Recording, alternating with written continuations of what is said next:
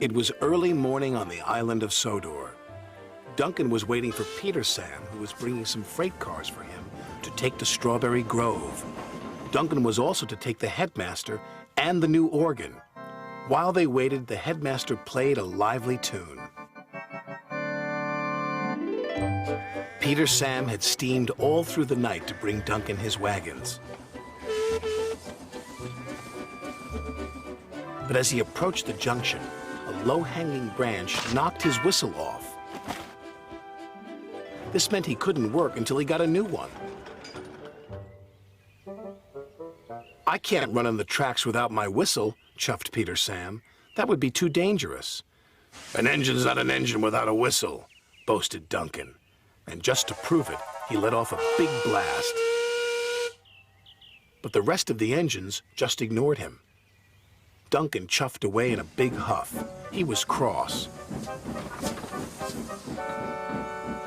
"They're jealous of my fine whistle," Duncan huffed as he steamed through the countryside. He whistled at some sheep, but they were too busy eating grass to take notice. "Bah," said Duncan. "I need to whistle louder and longer next time." Soon Duncan approached a level crossing where Elizabeth, the quarry truck, waited with a farmer's prize bull. This time, Duncan whistled as loud and as long as he could. Said the bull. "Stop that nonsense, Duncan," Elizabeth called.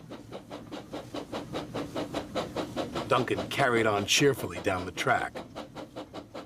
But he hadn't noticed his whistle had come loose. Then Duncan saw Terence plowing a field. "He'll get the loudest and longest whistle yet," he chortled to himself. And he blew so hard, his whistle shot off like a mighty rocket and landed out of sight. Everyone searched for Duncan's whistle, but it was nowhere to be seen. "We're stuck," said his driver. "We can't move without a whistle. It would be too dangerous." "Leave it to me," the headmaster said.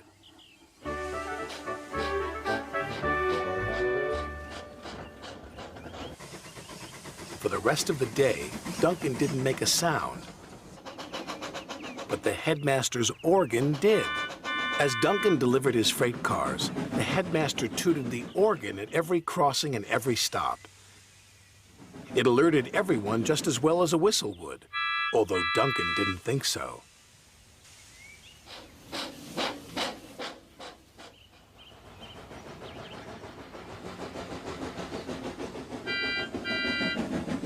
Finally, Duncan finished delivering the last of his freight cars.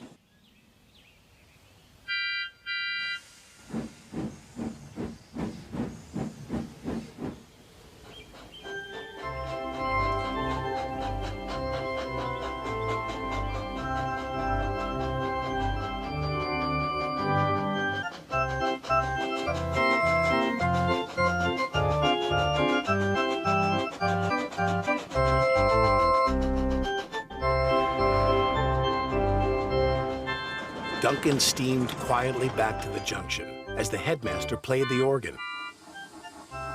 "Look," Rusty teased, "it's Duncan the musical engine."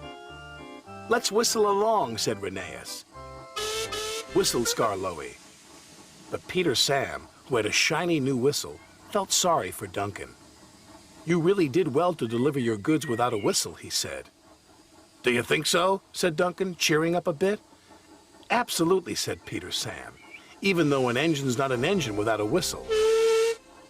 "Or an organ," chuckled the headmaster, and he tooted the organ.